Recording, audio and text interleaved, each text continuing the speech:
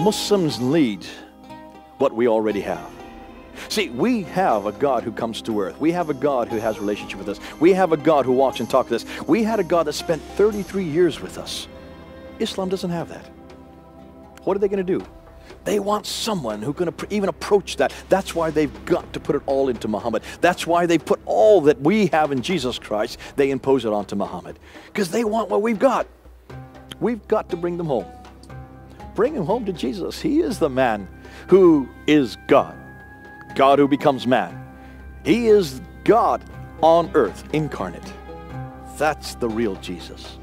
Muhammad can't fulfill nearly what Jesus can. That's why I love to talk about Muhammad, because really what they want is Jesus.